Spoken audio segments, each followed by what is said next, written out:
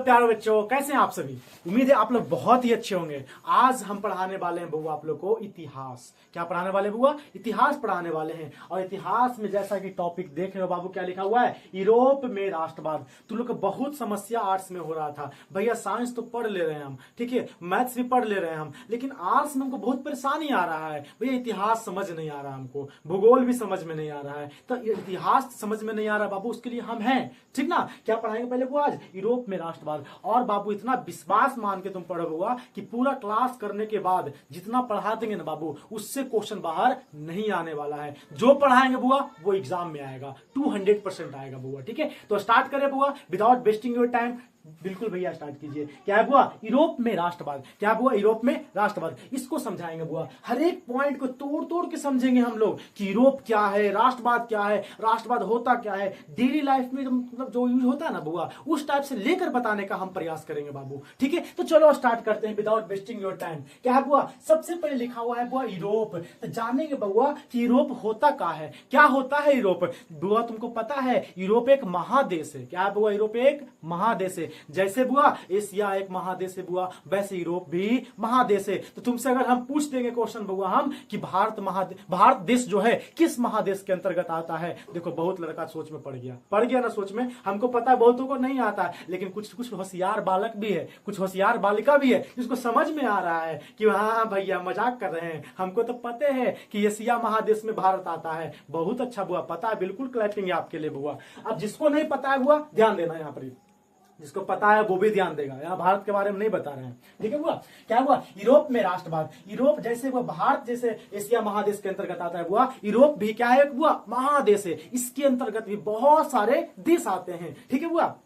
तो भैया बताइए ना इसके अंदर कौन कौन देश आता है। तो यूरोप के अंदर जो आता है बुआ हमारा क्या था बुआ? फ्रांस। क्या था बुआ? हमारा फ्रांस जो है बुआ यूरोप के अंतर्गत आता है। फ्रांस हो गया बुआ। और क्या था बुआ? जर्मनी। क्या था बुआ? जर्मनी आता है बुआ। फ्रांस आता है बुआ। और क्या था बुआ? इटली आता है। क्या आता है? इटली। फ्रांस, जर्मनी, इटली और बहुत सारे देश हैं बुआ, ठीक है, जो यूरोप के अंतर्गत आते हैं। तो उसी के बारे में हम लोग, उसके राष्ट्रवाद, वहां जो राष्ट्रवाद कैसे हुआ उसी के बारे में हम लोग यहाँ पे पढ़ने वाले हैं बुआ। बिल्कुल भैया समझ में आया कि यूरोप एक महादेश है। क्या है बाबू? एक बार बोल दो, एक बार जोर से आवाज लगाओ बुआ। क्या है? वहीं बैठे बैठे ही तुम, पता है तुम बैठे वीडियो देख रहे हो, वो देखते देखते ही तुम लोगों को बोलना है बुआ यूरोप क्या है बुआ? एक महादेश है। क्या है बाबू? बोलो क्या है जी? महादेश। तू लोग भी बोलेगा क्या है बुआ? यूरोप क्या है? वो एक महादेश है। इसके अंतर्गत भी बुआ बहुत सारे देश आते हैं बुआ, फ्रांस, जर्मनी, इटली। तो इसी के राष्ट्रवाद के बारे में हम लोग यहाँ पे पढ़ने वाले हैं। ओके रिपोर्ट है। बिल्कुल भैया बातें समझ में आया। तो अब बताइए भैया हमको कि राष्ट्रवाद क्या होता है। ये राष्ट्रवाद क्या होता है भैया, ये बताइए ना जरा। राष्ट्रवाद जो होता है वो, इसको समझाने से पहले राष्ट्रवाद को भी हम तोड़ते हैं। हर एक चीज का पोस्टमार्टम करेंगे बाबू, ठीक ना। राष्ट्रवाद को तोड़ते हैं वो समझने का प्रयास करेंगे। राष्ट्र और क्या हुआ? राष्ट्रवाद। यहाँ देखो बाबू अंतिम में क्या लगल बा? बाद लगल है बुआ। अंतिम में क्या है जी? वाद लगा हुआ है। समझ रहे हो? तू लोग भी देखते जाना बुआ। और तू लोग भी जो बैठ के पढ़ रहा है बुआ उसके लिए भी और तुम लोग के लिए भी बताना बुआ। लास्ट में क्या लगा हुआ है बुआ? बाद लगा हुआ है। तो भैया बताइए ना पहले बाद का मतलब क्या होता है। एक बात जान लो बाबू, जिसके अंतिम में बाद लग जाए, जिसके अंतिम में बाद लग जाए बुआ, समझ जाना है। क्या करना बुआ? समझ जाना। लोग उसी के बारे में सोचते हैं। क्या करना बुआ? लोग उसी के बारे में हैं। जैसे बोल देगा जातिवाद, जैसे बोल देगा जातिवाद, तब जातिवाद किसको बोलते हैं? वैसे लोग जो जाति के बारे में सोचेगा, अरे वही जात के है, अरे वही जात के, अरे हमर जातिया है उरे, समझने ने। जैसे कि देखो बताते, तुम कैसे बताते जातिवाद का मतलब समझाते तुमको हम। जैसे कि नहीं बोलता है, वो गाना सुना है, थाना में दरोगा हमर जात के आयल बा, सुना ना गाना। तो इसमें किस चीज का प्रदर्शन कर रहा है वो? वहां जातिवाद का प्रदर्शन कर रहा है। मतलब अपने जात के बारे में सोचना जातिवाद। जिसमें बाद लग जाए उसके बारे में सोचेगा, उसके उत्थान के लिए सोचेगा, उसको एकता के लिए सोचेगा। समझ गया ना बाबू? अगर बोल देंगे क्षेत्रवाद तो क्या हो जाएगा? उस क्षेत्र के बारे में सोचेगा। जैसे कि तू अपने राज्य के बारे में सोच रहा है तो कौन बाद हुआ? राज्यवाद हो गया बउआ। अपना जिला के बारे में सोचेगा तो कौन सोचेगा? जिलावाद हो जाएगा। अगर बाबू अपने तुम गांव के बारे में सोच रहे हो तो गांववाद। कुछ कुछ बच्चा जो होता है ना बुआ बहुत ही सिंसियर होता है, वो अपने परिवार के बारे में सोचता है। 10th क्लास बचपन मतलब 10th क्लास में आता है ना बुआ, उस टाइम से सोचता है ना कि हम अगर पढ़ लिख जाएंगे ना, अगर बढ़िया से पढ़ेंगे ना तो हमारा बढ़िया नंबर आएगा, तो हमारे फैमिली वाले सब बहुत ही खुश होंगे। तो इस बच्चा को क्या कहेंगे, कौन सा बात है ये, क्या है बाबू बताओ? परिवार। क्या होगा बुआ? परिवारवाद होगा। ऐसे बच्चे को हम लोग बोलते हैं वो परिवारवाद, यानी बच्चे परिवार के बारे में सोच रहा है तो ऐसा बच्चा क्या हो जाएगा बुआ? परिवारवाद हो जाएगा। कोई दिक्कत नहीं है, बात समझ में हमको बुआ आया। तो यहाँ पे जान लो बुआ, यहाँ पे क्या हुआ? राष्ट्रवाद। तो राष्ट्र का मतलब क्या होता है बुआ? राष्ट्र का मतलब होता है वो देश। अब बाद का मतलब हुआ सोचना, यानी कि देश के बारे में सोचना। क्या सोचेगा देश के बारे में? तुम परिवार के बारे में क्या सोच रहा था कि हमारा परिवार बहुत आगे जाए, हम अच्छा नंबर लाएंगे 10th क्लास में तो हमको बहुत ही मतलब मेरे पापा, मेरे मम्मी, मेरे भाई, मेरा बहन, पूरा फैमिली मेरा बहुत खुश होगा और मेरा फैमिली थोड़ा सा और आगे जाएगा और पढ़ेंगे, 12th पास करेंगे, फिर जॉब लेंगे तो मेरा फैमिली का उत्थान होगा। यानी कि परिवार के बारे में सोच रहा है। सेम बात है बाबू देश के बारे में सोचना। राष्ट्रवाद का मतलब हुआ, राष्ट्र का मतलब देश, राष्ट्र का मतलब बाबू देश। आवाज नहीं है वो, क्या होता है राष्ट्र मतलब हुआ? देश। राष्ट्र का मतलब हुआ, बोलो जी, देश। कोना वाला बोलो, राष्ट्र का मतलब देश। कोई दिक्कत हुआ नहीं है। अच्छा, अब बाद का मतलब हुआ उसके बारे में सोचना, यानी कि देश है, यानी पूरे देश के बारे में सोचना, पूरे देश के बारे में क्या करना हुआ? थिंकिंग करना, पूरे देश के बारे में सोचना। क्या सोचना जी? पूरे देश के बारे में सोचना, वो अच्छी चीज को सोचना, उस उत्थान के बारे में सोचना। दैट इज कॉल्ड क्या हुआ? राष्ट्रवाद। क्या हुआ? राष्ट्रवाद है। अब आगे बढ़ते हैं बुआ, ठीक है? तू लोग भी लिखते जाना, ठीक ना? सभी लोग लिखते जाना बुआ। अब आते हैं बुआ, भैया इसका डिफिनेशन बताइए ना, एक बढ़िया सा परिभाषा बताइए कि क्या है इसका परिभाषा, जिसको एग्जाम में लिखे तो नंबर फुल में फूल दे हमको। अगर एग्जाम में आ जाए कि राष्ट्रवाद क्या है तो इसके बारे में एग्जाम पे वो हमको डिफिनेशन, एक परिभाषा बताइए, सुंदर सा परिभाषा। तो लिखते जाना है बाबू, तू लोग भी लिखते जाना है। क्या लिखना बुआ? चलो लिखो जी, राष्ट्र के प्रति। क्या बुआ? राष्ट्र के प्रति, राष्ट्र के प्रति, राष्ट्र के प्रति बुआ क्या बुआ? राष्ट्र के प्रति ऐसा भावना है। क्या बुआ? राष्ट्र के प्रति ऐसा भावना है। साथ साथ में बाबू नोट्स भी बनाते जाएगा, साथ साथ में क्या करेगा बुआ? नोट्स भी बनाते जाएगा। राष्ट्र के प्रति ऐसा भावना है। कैसा भावना है बुआ? जो किसी खास, हर एक चीज को समझाएंगे, जो किसी खास, जो किसी क्या बुआ? जो किसी खास, जो किसी खास भौगोलिक, क्या हुआ? जो किसी खास भौगोलिक, भौगोलिक, जो किसी खास भौगोलिक क्षेत्र, क्या हुआ? जो किसी खास भौगोलिक क्षेत्र, क्षेत्र सांस्कृतिक, क्या हुआ? सांस्कृतिक, सांस्कृतिक, सांस्कृतिक, और क्या लिखेंगे बुआ? और लिखो सामाजिक परिवेश। क्या लिखेंगे बुआ? और या सामाजिक परिवेश। क्या बुआ? सामाजिक, सामाजिक परिवेश, परिवेश, परिवेश, सामाजिक परिवेश में रहने वाले, में रहने वाले, क्या हुआ? में रहने वाले, रहने वाले लोगों में क्या बनता हुआ? लोगों में एकता का वाहक बनता है। एकता का क्या बनता हुआ? एकता का वाहक बनता है, एकता का वाहक बनता है बुआ। उसे बाबू हम क्या बोलते हैं? राष्ट्रवाद कहते हैं। क्या लिखे भैया? लिखे ना परिभाषा में कि राष्ट्र के प्रति एक ऐसा भावना है जो किसी खास भौगोलिक क्षेत्र, सांस्कृतिक या सामाजिक परिवेश में रहने वाले लोगों में एकता का वाहक बनता है। भैया कुछ समझ नहीं आया, आप इसको तोड़ तोड़ के बताइए ना हम लोग के लैंग्वेज में। बिल्कुल बाबू ध्यान देना यहाँ पर। क्या ध्यान देना बुआ? देखो, राष्ट्र के प्रति ऐसा भावना है, एक ऐसा फीलिंग्स है बुआ। क्या बुआ? एक ऐसा फीलिंग्स है जो किसी खास भौगोलिक क्षेत्र, भौगोलिक क्षेत्र का मतलब क्या होता है? देखो एक एग्जांपल देता तुम लोग को। अगर तुम लोग अभी हम बोल देना, अरे पाकिस्तान से हो गलो लड़ाई, चल तो तेरे जम्मू कश्मीर को, पाकिस्तान वाला जो है जम्मू कश्मीर को कुछ करा बुआ, कब्जा में कर रहा है, तो तुम लोग के मन में कोचित हो, चल तो अभी निकाले बंदूक वाला, निकाल रे, कट्टा निकाल, चल लेके चले वहां पे जाके ठोक देवे केरा पाकिस्तान वाला के। क्या तुम जम्मू कश्मीर में रहते हो? नहीं भैया, हम तो बिहारी हैं, हम तो बिहार में रहते हैं। तो बताओ बाबू तू हमको, फिर जम्मू कश्मीर के प्रति तुमको ऐसा भावना क्यों आ गया? तो बोले कुछ बोले भैया ऐसे का है बोलते हैं आप, ये हमारे भारतीय के अंतर्गत ना है। किसके अंतर्गत है बुआ? भारत के अंतर्गत है भैया, आई भारतीय के अंतर्गत है। तो बताओ ये जो भौगोलिक क्षेत्र है भारत के अंतर्गत ही आता है, तो कि हम भारत के लिए नहीं खड़ा हो आए? अब बताओ तुम बउआ, तुम बिहार से है लेकिन जम्मू कश्मीर के लिए क्यों खड़ा हो रहा है? क्यों? क्योंकि तुमको एक जुड़ाव है, एक भावना है, एक अपने राष्ट्र के प्रति प्रेम है, और वो तुम्हारे राष्ट्र के अंतर्गत ही आता है। इसलिए तुम्हारी प्रेम भावना है कि जहां पाकिस्तानिया हमको एक आंख दिखाएगा उसको दुनू आंख निकाल देंगे हम। समझ गए ना? तो ये क्या है तुम्हारा बुआ? तो यही भौगोलिक जुड़ाव है। क्या है बुआ? इसको भौगोलिक जुड़ाव है, सांस्कृतिक जुड़ाव, सामाजिक, जो तुम्हारे आसपास में जो लोग रह रहे हैं बुआ, तुम्हारे भारत बाय द वे एक एग्जाम्पल लेते हैं, तो लोग जानते हो एगो अभिनंदन नाम के एगो पायलट थे, समझ गए ना, उनका एगो क्रैश कर गया था पाकिस्तान में, जो क्रैश कर दिया, उनका विमान क्रैश कर गया था पाकिस्तान में, और उनको पाकिस्तानी सब पकड़ लिया था। तो इंडिया वाला सब क्या बोल रहे थे कि वो मेरा समाज का आदमी है, वो मेरा राष्ट्र का आदमी है, तुम उसको जल्दी छोड़ो, नहीं तो अभी लेके पहुंचते हैं कट्टा तुमको उड़ाने के लिए। ये सब कौन बोला हुआ? भारतीय लोग बोल रहा था बुआ। तो समझ लो क्या एक फीलिंग से बुआ अपने राष्ट्र के लोगों के प्रति, अपने संस्कृति में जो रहने, जो अपने समाज में रहने वाले उसके लोगों के प्रति क्या एक फीलिंग से, इमोशन से, और तुम्हारे जो आसपास में जुड़े हुए भौगोलिक लोग हैं उससे एक इमोशन से, उसी को क्या बोलते हैं बुआ? राष्ट्रवाद बोलते हैं बुआ। ठीक है, जैसे कि बुआ तू अगर जाएगा दुबई घूमने, नहीं तू कहां जाएगा? हमको पता तू लोग रसिया का डिमांड कर रहा होगा, ना ना ना रसिया मत जाना, पहले अमेरिका जाएगा तू लोग। अगर अमेरिका गया तू लोग बाबू, ठीक है भैया अमेरिका गए, अमेरिका गया ना बुआ, तुमको क्या इंडियन को मिलेगा? ना मिलेगा, नहीं मिलेगा बुआ, नहीं मिलेगा। लेकिन अगर गलती से कोई इंडियन दिख जाएगा ना एकदम थोड़ा सा करिया वाले टाइप का, तुम्हारा ठीक ठाक, मतलब समता रंग जिसको बोलते हैं, बीच वाला, ठीक है बुआ, तो वहां अगर इंडियन दिख जाएगा तो बोलेगा oh my God you are Indian, तो बोलेगा yes yes I am Indian. तो तुम्हारे अंदर एक अलग से फीलिंग आएगा। हालांकि अमेरिका भी वहां वाला, अमेरिका वाले लोग घूरते रहेगा, एगो इंडियन एगो दिख जाएगा तो पूरा फीलिंग्स, अरे तेरे तो भारत के रखी, पूरा एक भावना उमड़ के आ जाएगा। तो यही राष्ट्रवाद है हुआ, यही है।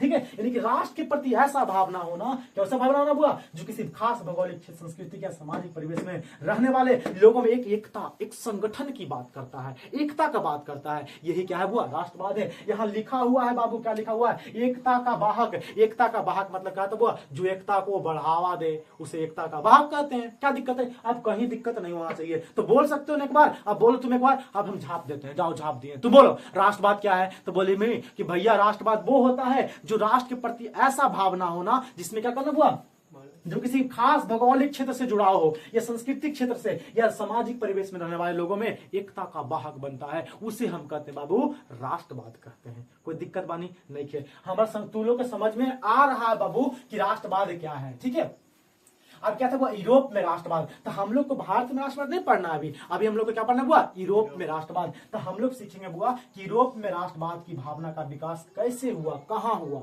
ठीक ना, सबसे पहले जानेंगे बुआ राष्ट्रवाद सबसे पहले आया कहां। तुम्हारा क्वेश्चन आएगा भैया राष्ट्रवाद तो समझ गए, ठीक है, तो राष्ट्रवाद सबसे पहले आया कहां? तो याद रखना बुआ राष्ट्रवाद भावना का बीजारोपण, जो शुरुआत, बीजा मतलब समझते हो, बीजारोपण मतलब शुरुआत जो होता है उसको बोलते हैं बीजारोपण। तो राष्ट्रवादी भावना का जो बीजारोपण जो हुआ, बीजारोपण कहां से हुआ बाबू? तो बीजारोपण जो हुआ यूरोप से हो चुका था। कहां से हुआ? यूरोप से ही हो चुका था। लेकिन बउआ, लेकिन एक होता ना क्रांतिकारी के रूप में कब प्रकट हुआ? तो प्रकट कब हुआ? पहले याद रखो, बीजारोपण कब हुआ था? वो यूरोप में हो चुका था। कब से? कौन काल से? तो याद रखना कब काल, कौन काल से हुआ? पूर्ण जागरण काल से। कौन हुआ? पूर्ण जागरण। कौन हुआ? पूर्ण जागरण काल से ही हो चुका था। किसका हुआ बताओ? यूरोप में बताओ राष्ट्रवाद का बीजारोपण कब से चुका था हुआ? तो याद रखना पूर्ण जागरण काल से ही हो चुका था। बात समझ में आया ना जी? बिल्कुल भैया आया। अच्छा पूर्ण जागरण काल क्या है ये भी तो बता दीजिए। पूर्ण जागरण का मतलब होता है हुआ समाज जो था फिर से जाग गया, मतलब सुतल था जग गया। ना ना ना, पूर्ण जागरण का मतलब तुमको समझाते हुआ समाज जो था पहले क्या था हुआ? एक अंधविश्वास को मानते आ रहा था, रूढ़िवादी परंपरा को मानते आ रहा था, राजतंत्र को मानते आ रहा था हुआ। उससे हट के बोला ना ना ना ना, अब हमको रूढ़िवादी परंपरा नहीं चाहिए, हमको राजतंत्र नहीं चाहिए, हमको अब गणतंत्र चाहिए, अब हमको जनता का शासन चाहिए। तो उस सोच को एक बदला, उस सोच में बदलाव लाना, उस सोच में बदलाव लाना एक पूर्ण जागरण कहलाता है। मतलब पुनः दिमाग को खोलना, मतलब नट बोल्ट से नहीं, पूरा मतलब एक अलग वे में सोचना, अपने लिए सोचना, समाज के लिए सोचना, राष्ट्र के लिए सोचना, उसे पूर्ण जागरण कहते हैं बउआ। कोई दिक्कत बा नहीं? बात समझे भैया हम लोग को बिल्कुल आया। तो बताओ, लेकिन पूर्ण जागरण का जो होता हुआ यूरोप में जो था हुआ राष्ट्रवादी का बीजारोपण जो था हुआ पूर्ण जागरण काल में ही हो चुका था। लेकिन बस बीजारोपण हुआ था, मतलब बीज रोपा गया था, लेकिन पूरा एकदम टहनी पहनी निकलने कब एकदम, मतलब पूरा फल फूलने कब लगले? एगो क्रांति हुआ था। एगो क्रांति के नाम है बुआ, याद रखना, 1789 में हुआ था। कब हुआ? 1789 में एगो फ्रांसीसी क्रांति हुआ था। कब हुआ? फ्रांसीसी क्रांति जो हुआ था हुआ उस समय 1789 में क्या हुआ था हुआ? फ्रांसीसी क्रांति हुआ था हुआ। उसी में सबसे ज्यादा राष्ट्रवादी भावना का क्या हुआ था हुआ? विकास हुआ था। मतलब उसी टाइम जो था वो राष्ट्रवाद का एक उन्नत के रूप में प्रकट हो गया। उन्नत मतलब पूरा एकदम खतरनाक लेवल से। यूरोप सबसे पहले राष्ट्रवादी का भावना कहाँ आया था हुआ? तो बोलना हुआ यूरोप में। कौन काल में बाबू? तो पूर्ण जागरण काल में। बताओ, तुमसे क्वेश्चन पूछ देंगे हम कि राष्ट्रवादी भावना का बीजारोपण किस काल में हुआ? तो बोले पूर्ण जागरण काल में। कहाँ हुआ? तो बोलेगा फट से यूरोप में हुआ। कहाँ हुआ बाबू? तो यूरोप में हुआ। अच्छा बाबू, किस रूप में सबसे ज्यादा उन्नत के रूप में प्रकट हुआ। तो याद रखना बउआ कि वो फ्रांसीसी क्रांति हुआ था उसी के रूप में प्रकट हुआ। अब फ्रांसीसी क्रांति के बारे में थोड़ा सा बात कर लेते हैं, हालांकि 9th क्लास में पढ़ा था लेकिन थोड़ा सा तुच्छी सा बात करते हैं बउआ, ठीक है। क्या करते हैं कि फ्रांसीसी क्रांति जो था, ये फ्रांसीसी क्रांति 1789 में हुआ था बउआ। कब हुआ था? 1789 में हुआ था। इसमें क्या था, एक लुई 16वां नाम के राजा था। थोड़ा सा कहानी सुनाते तुमको, 1 मिनट लेंगे टाइम। एक लुई 16वां नाम के वो क्या था बुआ, राजा था, ठीक ना। वो जनता पे बहुत ज्यादा क्या कर रहा था बुआ, अत्याचार कर रहा था। जनता पे क्या कर रहा था बुआ, जनता पर बहुत ज्यादा बुआ अत्याचार कर रहा था। मतलब कि जनता पे क्या कर रहा था, अत्याचार कर रहा था। और जनता उससे आक्रोश हो गई और उसका विद्रोह कर दिया। और इतना भारी विद्रोह किया, इतना भारी विद्रोह किया कि जब इसको जो यहाँ के फ्रांस का जो राजा था लुई 16वां, उसको क्या किया, वो फांसी पर सब मिलकर लटका दिया। समझ गया बुआ? मतलब कि जनता का पूरा विद्रोह पर जनता एक साथ आ गई, एक साथ आ गया पूरा जनता बुआ, और पूरा राजमहल पर आक्रमण कर दिया। बोला कि अब नहीं चलेगा तानाशाही। समझ गया ना? अब जो है आएगा, क्या आएगा बुआ, अब आएगा फ्रांसीसी, फ्रांस में आएगा गणराज्य की स्थापना होगा, अब राजतंत्र नहीं चलेगा। तो सबसे ज्यादा राष्ट्र के प्रति एकता का जब भावना प्रकट हुआ, कब हुआ? फ्रांसीसी क्रांति के रूप में। राष्ट्रवादी भावना जो था वो उन्नत के रूप में। किस रूप में हुआ? उन्नत के रूप में। उन्नत माने क्या होते हैं? उन्नत रूप का मतलब होता है वो पूरा एकदम विस्तार रूप में, एकदम बढ़िया रूप में क्या हुआ बुआ, आया राष्ट्रवाद। ठीक है बुआ? यूरोप में राष्ट्रीयता का भावना का जो विकास हुआ किस क्रांति के बाद हुआ बुआ?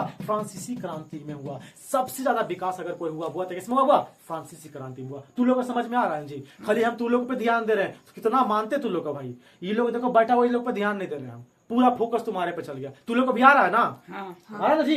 बिल्कुल। चलो भाई अब आगे बढ़ जाते हैं।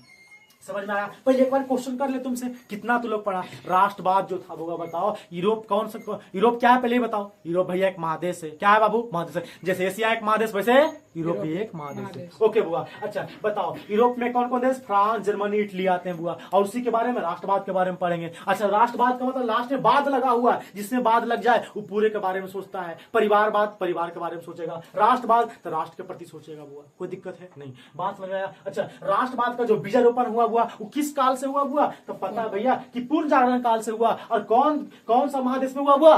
यूरोप। तू लोग भी बोलो जी, कौन सा महादेश में हुआ? यूरोप। यूरोप में। कौन सा हुआ? यूरोप। अबे तू लोग कभी भाई आवाज आना चाहिए, तब नहीं लोग भी एनर्जेटिक हो जाएगा। अच्छा लेकिन वो मेन रूप से उन्नत के रूप में कब प्रकट हुआ? तो भैया 1789। कौन क्रांति हुआ? फ्रांसीसी क्रांति के रूप में। कोई दिक्कत नहीं है। अब आगे बढ़ते हैं। फ्रांसीसी क्रांति के बाद क्या होता है बुआ? एक फ्रांस में एक व्यक्ति है जिसका नाम नेपोलियन। वो क्या किया? वो एक राष्ट्रवादी व्यक्ति है। वो समझ गया ना? हालांकि उसके छुपा हुआ एजेंडा कुछ कुछ था, लेकिन वो एक तरह से एक राष्ट्रवादी व्यक्ति था। उन्होंने, नेपोलियन बोनापार्ट ने क्या किया हुआ? उन्होंने क्या किया, जो इटली जो हो गया, जर्मनी हो गया या फ्रांस हो गया, उसको जीत लिया। और जीत कर बुआ वो गणराज्य की स्थापना करने का प्रयास किया। किसका बुआ? गणराज्य की स्थापना करने का प्रयास किया बुआ। इटली में जितने सारे राज्य थे, जितने सारे राजतंत्र चलते आ रहे थे बुआ, सबको एक में मिलाकर बोला अब नहीं राजतंत्र नहीं, अब गणराज्य की स्थापना होगा। समझ गए? जितने राज सबको मार के भगा दिया। कौन? Napoleon Bonaparte. समझ गए? फ्रांसीसी क्रांति के बाद नेपोलियन बोनापार्ट सबको मार के भगा दिया और बोला कि नहीं अब नहीं चलेगा राजतंत्र, अब चलेगा गणराज्य, अब चलेगा जनता का शासन। ये कौन बात बोला? नेपोलियन बोनापार्ट ने बात बोला। और नेपोलियन ने एक नए युग का स्टार्ट कर दिया, मतलब कि एक नव युग का स्टार्ट कर दिया। कौन? नेपोलियन बोनापार्ट ने सब पर आक्रमण किया। किस पे हुआ? जर्मनी पर, फ्रांस पर, इस सब पर आक्रमण करके जो राज्य चला ना राजतंत्र, कि राजा मैं ही सब कुछ हूं, राजा हूं, जो जनता पर पूरा अत्याचार कर रहा था, सबको क्या क्या हुआ? सबको हरा करके एक गणराज्य की स्थापना किया। मतलब कि नेपोलियन ने एक नव युग का स्थापना किया। क्या हुआ? नव युग, एक नए युग का स्थापना किया हुआ। ठीक है? और इसी ने जर्मनी को एक वास्तविक रूपरेखा प्रदान किया कि जर्मनी तुम्हारा इतना क्षेत्र है, जर्मनी बहुत भाग में विभक्त था, उसको जोड़ने का प्रयास किया। इटली बहुत भाग में विभक्त था, उसको एक वास्तविक रूपरेखा देने का प्रदान किया। कौन हुआ? Napoleon Bonaparte. कोई दिक्कत है बुआ? नहीं। लेकिन क्या होता है बुआ? तो कहते हैं ना बुआ कि हर एक शेर का भी एक टाइम ऐसा आता है बुआ कि वो खत्म हो जाता है, मरता है शेर।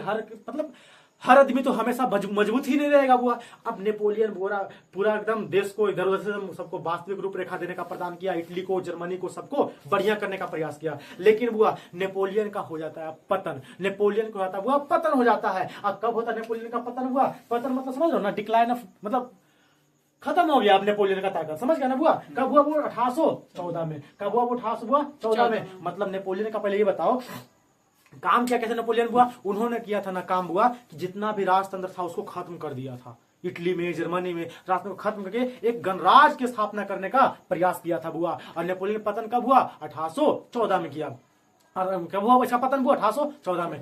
जैसा ही इसका पतन हुआ, अब जो रजवा को सबको हटाया था, जो युद्ध में लड़ लड़ के सबको भगा दिया था, मार दिया था हुआ, और गणराज को जो स्थापना कर दिया था, अब रजवा जैसे ही इसका पतन हुआ, रजवा खुलबुला के निकला, अरे तेरी के नेपोलियन खत्म हो गलो रे, अब चल फिर से स्थापना करे कौची के, राजतंत्र के स्थापना करे। कौची के स्थापना हुआ, फिर से राजतंत्र के स्थापना करे। कौन बात बोला ये सब बात बोला हुआ, जो रजवा को पहले मार के भगा दिया था, कौन, नेपोलियन। तब सब राजा मिल के एगो अथी मीटिंग बुलाया, कुछ बुलाया हुआ, मीटिंग बुलाया, और मीटिंगिया का नाम था वो, कब बुलाया मीटिंग हुआ, 14 में मरा हुआ, दिख रहा है ना, दिख रहा है पे, देखो ध्यान से, दिख रहा है यहाँ पर, दिख रहा है परी। अब एगो मीटिंग बुलाया हुआ, कब हुआ, 1815 में। कब हुआ, 1815 में एगो मीटिंग बुलाया। वो मीटिंगिया का कौची नाम था, वो मीटिंगिया का नाम था हुआ वियना सम्मेलन। कहाँ हुआ, क्या नाम था, वियना सम्मेलन। कहाँ बुलाया हुआ, 1815 में। एक ऑस्ट्रिया नाम के देश है, कौन हुआ, ऑस्ट्रिया। क्या हुआ, एक ऑस्ट्रिया नाम के देश है हुआ, ऑस्ट्रिया नाम का देश है हुआ, ऑस्ट्रिया नाम का देश है,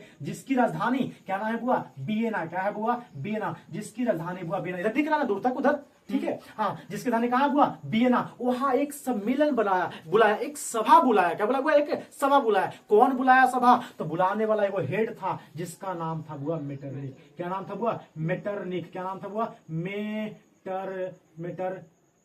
नाम था वो, मेटरनिक। क्या नाम था वो, मेटरनिक। अच्छा, क्या कौन था हुआ, मेटरनिक। उसी में से एक राजा था वो, इसका क्या नाम था हुआ, मेटरनिक नाम था। और कहाँ बुलाया सम्मेलन, 1815 में वियना में बुलाया सम्मेलन। अब वियना कहाँ हुआ, ऑस्ट्रिया की राजधानी है। और वहीं कब हुआ, बताओ, इसका मेजबानी कौन किया था, मतलब हेड कौन था हुआ वियना सम्मेलन का, तो बोलना कौन था हेड हुआ, मेटरनिक हेड था हुआ। ठीक है, क्या हुआ, मेटरनिक हेड था। और मेटरनिक था कौन, मेटरनिक था हुआ ऑस्ट्रिया का चांसलर। क्या था हुआ, ऑस्ट्रिया को चांसलर मतलब वहां का राजा, समझ लो वहां का राजा था हुआ, कौन, मेटरनिक। और इसका उद्देश्य क्या था हुआ, ये बताओ, तुम लोग को पता है जी इसका उद्देश्य क्या था।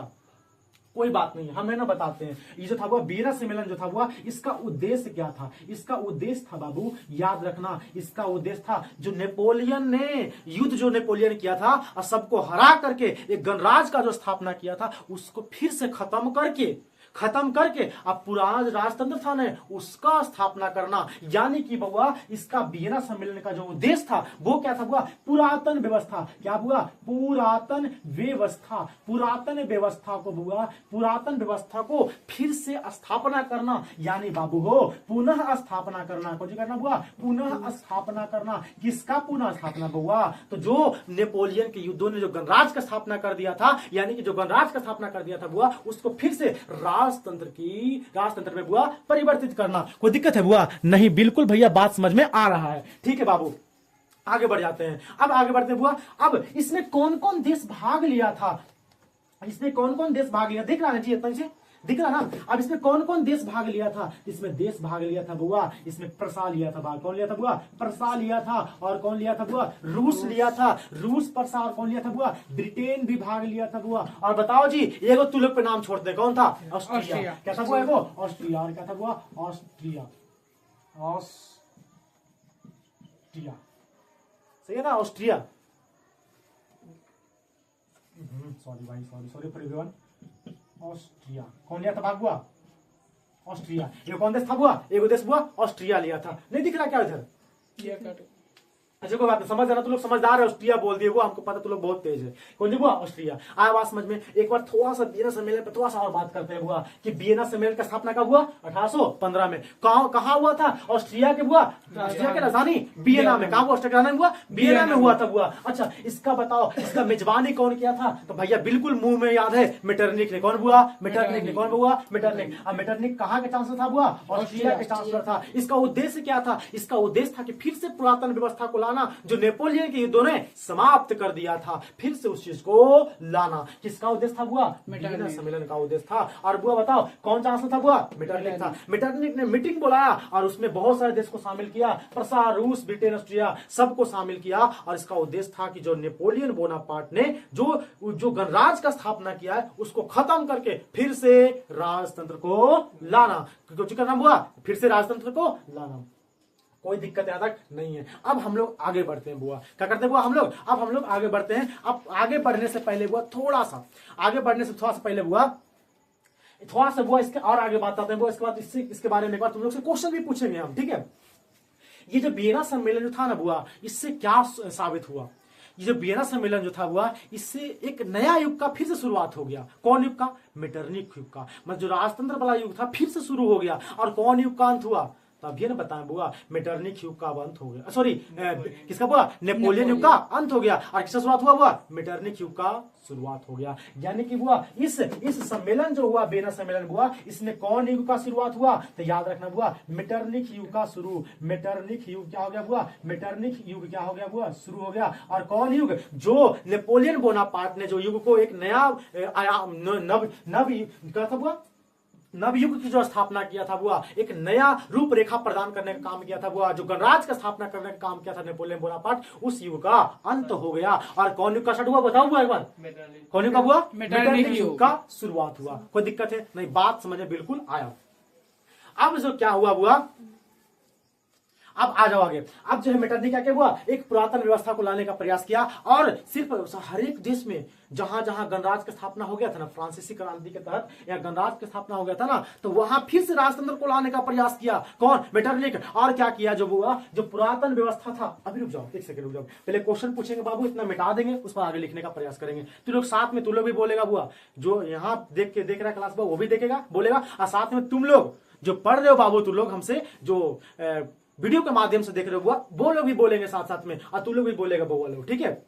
जोर से बोलना नहीं है, फिर भी जोर से ही बोलना है। घर में तने सुना देना कि हम पढ़ रहे हैं, सुना देगा ना? बिल्कुल सुनाना बुआ, ठीक है? चलो आ जाओ बुआ। यूरोप क्या है बुआ? एक क्या हुआ? यूरोप क्या हुआ? एक महादेश। क्या हुआ? यूरोप हुआ एक महादेश। क्या हुआ? एक महादेश। अच्छा, उसके अंतर्गत फ्रांस, जर्मनी, इटली और बहुत सारे देश आते हैं बुआ। हमको क्या पढ़ना है बुआ? राष्ट्रवाद। राष्ट्रवाद में क्या बताते बुआ? बाद आ गया, राष्ट्रपति क्या बोलेंगे बुआ? उसके प्रति सोचना। राष्ट्रवाद मतलब राष्ट्र के प्रति सोचना। कोई दिक्कत नहीं बुआ। परिभाषा की बात करते राष्ट्रवाद के, राष्ट्र के प्रति ऐसी भावना होना जो किसी खास भौगोलिक, सांस्कृतिक, सामाजिक परिवेश में रहने वाले लोगों में क्या बात है बुआ? एकता का वाहक बनाता है बुआ। कोई दिक्कत नहीं है। फिर बताया बुआ कि राष्ट्रवादी भावना का सबसे पहले कहां आया बुआ? यूरोप में आया। बीजारोपण कहां हुआ बुआ? यूरोप में हुआ। अच्छा, कौन काल में बुआ? पूर्व जागरण काल में। अरे बोलो, कौन काल में? पूर्व जागरण काल में। ओके बुआ। अच्छा, कौन क्रांति के रूप में, पूरा उन्नत के रूप में प्रकट हुआ? फ्रांसीसी क्रांति के रूप में। समझ गया ना बुआ? कोई दिक्कत नहीं है।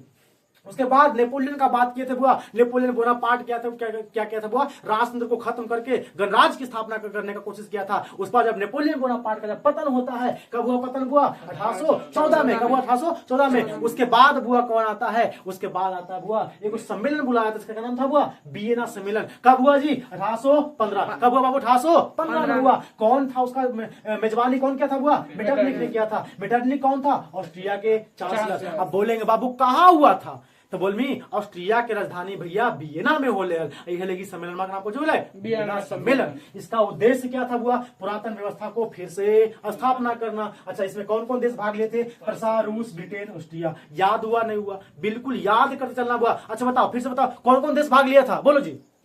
ब्रिटेन, रूस, प्रसा, ऑस्ट्रिया। नहीं आवाज है, तुम लोग नहीं बोल रहा है, वीडियो वाला तुम लोग नहीं बोल रहा, तुम लोग भी बोलो भाई, तुम लोग के लिए कर रहे हैं भाई, इतना एफर्ट्स लगा रहे हैं, तुम लोग के लिए एफर्ट्स लगा रहे हैं, तो साथ ही बोलते भी जाओ बाबू, समझ गया ना? ताकि तुम लोग को भी फायदा होते जाए। तो बोलो एक बार फिर से, बताओ नेपोलियन का पतन कब हुआ? देखो घूम गया ना, 1814। बिल्कुल याद रखना है। अब आगे बढ़ते बुआ, आगे बढ़ते बुआ, क्या बढ़ते बुआ? अब आगे चलते हैं हम, ठीक है?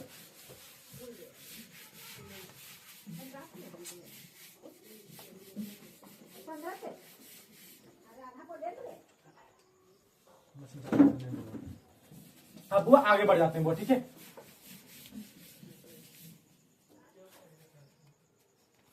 अब जो है बुआ वियना सम्मेलन का तो स्थापना हो गया बुआ। अब क्या किया बुआ? मेटरनिख ने क्या किया? वो फ्रांस में। कहा बुआ? मेटरनिख ने क्या किया? वो फ्रांस में। फ्रांस में क्या किया बुआ? पुरातन व्यवस्था लाने का प्रयास किया। और वहां क्या किया? वो फ्रांस में क्या किया बुआ? एक फिर से राजतंत्र का स्थापना किया। कौन राजतंत्र? जो पहले से चलते आया था बुर्बो राजवंश, उसको फिर से लाने का प्रयास किया। कौन राजवंश को फिर से फ्रांस में ले आया? बुर्बो राजवंश। कौन लाया हुआ? बताओ, बोलो जी तुम लोग। कौन लाया हुआ? बुर्बो राजवंश। कौन लाया हुआ? बुर्बो राजवंश। अच्छा, और उसका राजा कौन बना? उसका राजा बना हुआ लुई 18वां। लुई 18वां। फ्रांसीसी क्रांति बुआ लुई 16वां जो था वो फ्रांसीसी क्रांति में क्या हुआ था? उसको फांसी पर चढ़ा दिया था। क्या हुआ? फांसी पर चढ़ा दिया था उसको लुई 16वां को। मशीन चालू नहीं करने बोलो। कौन था वो बता हुआ? लुई सोलामा क्या था वो? फ्रांसीसी क्रांति जब हुआ था वो, तो कौन राजा बना था वो? कौन था राजा हुआ? लुई सोलामा था, और उसको फांसी पर चढ़ा दिया था। क्या कहते हैं वो? उसको फांसी पर चढ़ा दिया था हुआ, ठीक है। तब लुई सोलामा से पूछा ना मेटरनिक कि बनोगे राजा तुम? तो बोला नहीं नहीं हम नहीं बनेंगे, बाप रे बाप, जनता बहुत उग्र हो जाता है, सब हमको फांसी पर चढ़ा देगा, फिर से अगर उग्र हो गया तो, फिर से क्रांति कर दिया था, हम नहीं बनेंगे राजा ताजा। तो ये बोला ना मेटरनिक, चलो ठीक है, तो तुम नहीं बनेगा ना? तो लुई अठारहवां पूछा, बनेगा जी, बिल्कुल बनेंगे सरदार। कौन बोला? लुई अठारहवां बोला। तो ये कौन वंश था? ये भी बुर्बो राजवंश का ही था, ठीक ना बुआ? तो क्या किया मेटरनिक हुआ? बुर्बो राजवंश का शासक कौन सा? लुई अठारहवां, उसको फ्रांस का राजा बना दिया। हालांकि बुआ ये बहुत ही अच्छा व्यक्ति था, समझ गया ना बुआ? ये क्या था? वो एक सुधारवादी, ये क्या था? वो सुधारवादी, सुधार क्या था वो? ये एक सुधारवादी व्यक्ति था, सुधारवादी व्यक्ति था वो, ठीक ना? कौन? ये लुई अठारहवां सुधारवादी व्यक्ति था, और ये जनता की परिस्थिति को समझने का प्रयास किया हुआ, और जनता के दर्द को समझने का प्रयास किया। इसलिए इन्होंने एक संवैधानिक पत्र जारी किया। क्या क्या हुआ? एक संवैधानिक पत्र की घोषणा की। क्या क्या हुआ? एक संवैधानिक, क्या क्या हुआ? संवैधानिक पत्र का घोषणा किया हुआ। और कब किया हुआ? 2 जून। कब हुआ? 2 जून 1814 में एक संवैधानिक पत्र का घोषणा किया। बोला कि संवैधानिक पत्र जो है ये जनता की परिस्थिति के अनुकूल रहेगा। और ये जो था वो कौन? लुई अठारहवां एक सुधारवादी व्यक्ति था, ये समाज के प्रति सोचने वाला राजा था वो, ठीक ना? इससे जनता को इससे तकलीफ नहीं था, समझ गए ना? लेकिन समय बीतते जाता है, बीतते जाता है। अब जो है बुआ, अब यहाँ का राजा बदल जाएगा। अब राजा बनता है बुआ, वो राजा जिसका नाम है बुआ, थोड़ा सा मिटा देते बाबू। अब राजा बनता है बुआ, ठीक है। अब राजा कौन बनेगा? अब राजा जो बनेगा बुआ, जिसका नाम है बुआ चार्ल्स टेन। क्या है बुआ? अब समय बीतते जाता है बुआ, अब बनता है राजा कौन? चार्ल्स टेन बनता राजा। अब कहाँ का? फ्रांस का राजा कौन बन गया? अब चार्ल्स टेन। अब क्या ये जनता के परिस्थिति को समझेगा? क्या ये सच में जो कौन सी नाम था इसका? क्या नाम था इसके पहले? हो बताओ। लुई अठारहवां। क्या लुई अठारहवां की तरह ही ये भी उदारवादी, सुधारवादी नेता रहे, सुधारवादी राजा रहेगा? देखते हैं इसके बारे में। तो चार्ल्स टेन ने क्या किया हुआ? जो इस संवैधानिक पत्र जारी किया था, कब हुआ? कब? 2 जून 1814 में। कौन जो किया था? कौन बुआ? लुई अठारहवां जो किया था बुआ। अब उसको बुआ क्या हुआ? उसने परिवर्तन लाने का काम किया। क्या किया उसने बुआ? परिवर्तन लाने का काम किया। अब परिवर्तन ऐसा वैसा परिवर्तन नहीं लाया, मतलब जो जनता के हित में बहुत सारे नियम जो बनाया था लुई अठारहवां, उसको रद्द करने का काम किया। बोला ऐसा नहीं चलेगा, अब जो हम बोलेंगे वो ही होगा। समझ गया ना बुआ? कौन? चार्ल्स टेन बोला। अब चार्ल्स टेन जानता कैसा था बुआ? एक निरंकुश टाइप का व्यक्ति था। क्या था बुआ? निरंकुश। क्या था बुआ? निरंकुश शासक। क्या था बुआ? निरंकुश शासक था बुआ। और साथ में बुआ क्या था बुआ? प्रतिक्रियावादी था। क्या था बुआ? प्रतिक्रियावादी। निरंकुश का मतलब होता है बुआ जिसका कोई अंकुश नहीं हो, जिसका कोई लगाम नहीं हो, वैसा घोड़ा जिसका लगाम नहीं हो। अब इसका घोड़ा का लगाम है तुक दुक तुक दुक, कभी ने भागतो, कभी ने भागतो, कभी ने भागतो, मतलब उसका कोई लगाम नहीं है। जन्ने मन करेगा जे मन करेगा वो करेगा, उसी को क्या बोलते बुआ? निरंकुश। जिसका कोई अंकुश ना हो, जिसका कोई अंकुश बुआ ना, उसका बोलते हैं निरंकुश। अब प्रतिक्रियावादी था, मतलब जनता के विपरीत था बुआ। जनता चाहत कुछ और था, अब परिस्थिति कुछ और थी, और काम करता था बुआ उल्टा करता था। कौन? चार्ल्स टेन बुआ। अच्छा, और इसने क्या किया बुआ? लुई अठारहवां के, जो लुई अठारहवां जो था बुआ, लुई अठारहवां सुधारवादी राजा था बुआ। लुई अठारहवां जो संवैधानिक पत्र जो जारी किया था उसको रद्द करने का काम किया। क्या क्या बुआ? रद्द कर दिया। रद्द करने का काम किया कौन बुआ? बताओ कौन क्या रद्द करने का काम? तो चार्ल्स टेन। अब क्या होता है बुआ? रद्द करने का काम क्या हुआ? अब क्या होता है पूरा फ्रांस में बुआ, पहले से जनता एक बार फ्रांसीसी क्रांति कर चुका था, समझ गए ना बुआ? अब वहां का जनता बर्दाश्त नहीं करेगा। एक बात तुमको बताएं हम, अगर कोई आदमी की एक बार जो है बुआ चस्का लग जाएगा चॉकलेट खाने का, अब तो अगला बार जो बुआ अगर उसको जो होता है ना, क्या उसको बोलते हैं, अगर उसको कुछ खराब चीज देगा उसका मुंह में ठूसेगा, झिटकी ठूसेगा, झिटकी समझते हैं ना, पत्थर, अगर पत्थर ठूसने लगेगा उसका मुंह में, तूने समझ जाएगा अरे पत्थरवा ठूस है मेरा मुंह में, तू समझ जाएगा बुआ, समझ रहे ना? तो उसी प्रकार बुआ एक बार जनता विद्रोह कर चुका था, एक बार उसको आदत लग चुका था बुआ, और बाद उसको फिर से यहाँ पे राजा कुछ का काम किया बुआ, दबाने का काम करने लगा था। कौन हुआ? Charles ten. तो क्या बर्दाश्त करेगा? नहीं बर्दाश्त करेगा। वो क्या किया? वो परिवर्तन कर दिया, जो संवैधानिक पत्र जो बना था हुआ फ्रांस के लिए, उसको में परिवर्तन कर दिया और उसमें निरंकुशता ला दिया, मतलब कि उसमें वो प्रतिक्रियावादी कर दिया। हुआ निरंकुश मतलब उसमें कोई अंकुश ने अपने मन मर्जी से करने लगा। कौन? Charles ten. और जनता तो पहले समझ चुका था, एक बार आंदोलन कर चुका था, जो एक बार कर चुका है वो बार बार कर सकता है हुआ। तो उसी प्रकार का क्या हुआ? चार्ल्स टेन के विरुद्ध क्या हुआ? एक गृह युद्ध, चार्ल्स टेन के विरुद्ध फ्रांस में एक गृह युद्ध आरंभ हो गया हुआ। कब हुआ? 28 जून। कब बाबू? 28 जून 1830 में बुआ क्या हो गया बुआ, एक गृह युद्ध प्रारंभ हो गया। गृह युद्ध प्रारंभ हो गया बुआ, कहां बुआ, फ्रांस में गृह युद्ध प्रारंभ हो गया, और जिसे ही जुलाई 1830 की क्रांति कहते हैं, जिसे क्या बोलते हैं बुआ, जिसे हम लोग बोलते हैं बुआ, जिसे 1830 की क्रांति कहते हैं, या जुलाई 1830 की क्रांति कहते हैं। कोई दिक्कत बा बुआ? नहीं, जुलाई 1830 की क्रांति। समझ में आया बुआ बात? बिल्कुल आया। तब पूछ देगा क्वेश्चन कि जुलाई 1830 की क्रांति क्या है, तो बोल मैंने कि भैया जाना खो क्या हुआ, चार्ल्स टेन्स के नेतृत्व में चार्ल्स जब शासन था, राजा बना चार्ल्स टेन, तो उन्होंने संवैधानिक पत्र में बहुत सारे चेंजिंग लाने का प्रयास किया, मतलब परिवर्तन किया। और चार्ल्स टेन एक निरंकुश शासक था और एक प्रतिक्रियावादी शासक था, जिसने जनता की परिस्थिति को नहीं समझा और क्या क्या हुआ, उसमें निरंकुशता मतलब अपने जो मन हुआ वो करने का प्रयास किया, जिससे जनता आक्रोश में उसका विद्रोह किया। और विद्रोह के बाद 1830 में एक फ्रांस में गृह युद्ध प्रारंभ हो गया, और वही गृह युद्ध जो है हमारा जुलाई 1830 की क्रांति कराया। बिल्कुल समझ में आया? आया भैया समझ में। अब आगे बढ़ जाते हैं। अब क्या होता है बुआ, जब ये क्रांति हुआ उसके बाद जो था वह बुर्बो वंश, ये जो बुर्बो वंश था बुआ, चार्ल्स टेन्स कैसा था बुआ, बुर्बो वंश का था। कहां का था बुआ? बुर्बो वंश का था। क्या था बुआ? बुर्बो वंश का, बुर्बो वंश। अब बुर्बो वंश का क्या हो गया बुआ, ये बुर्बो वंश का खात्मा हुआ, और इसके जगह पे कौन आया बुआ, आलेंस वंश। कौन आया बुआ? आलेंस वंश।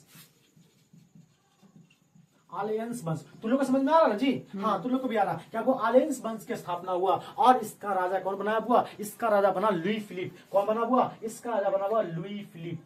लुई फिलिप इसका राजा कौन बना हुआ? लुई फिलिप इसका राजा बना। अच्छा, अब लुई फिलिप कैसा था बताओ? लुई फिलिप क्या जनता की परिस्थिति को समझने का प्रयास किया, या फिर से जैसे चार्ल्स टेन किया वैसे ही ये भी किया? अब चलते हो देखते हैं बुआ इसके बारे में। ये लुई फिलिप जो था बुआ, एक क्या था बुआ, उदारवादी। क्या था बुआ? उदारवादी। क्या था बुआ? उदारवादी शासक था। क्या था बुआ? एक उदारवादी शासक था बुआ। कौन? Louis Philippe. ये जनता के उदारवादी किसको कहते हैं? जो स्वतंत्रता समानता के प्रगति पर जोर दे, जो स्वतंत्रता समानता के प्रगति पर जोर देगा बुआ, उसको क्या बोलेंगे बुआ? उदारवादी। तू लोग भी बोलेगा भाई, क्या बोलेंगे बुआ उसको? उदारवादी बोलेंगे बुआ। किसको तुरंत से आवाज नहीं आ रहा, क्या बोलेंगे बुआ? उदारवादी। हाँ, किसको उदारवादी किसको बोलेंगे बुआ? जो स्वतंत्रता समानता के प्रगति पर, तुम लोग से भी देख रहे, तुम लोग को भी देखते हैं, चलो, स्वतंत्रता समानता की प्रगति पर जोर देने वाला व्यक्ति क्या बोलते बुआ? उदारवादी। तो लुई फिलिप कैसा था बुआ? उदारवादी शासक था बुआ। लेकिन ये सेल्फिश था, लेकिन ये क्या था बुआ? महत्वाकांक्षी था। और ये जो था बुआ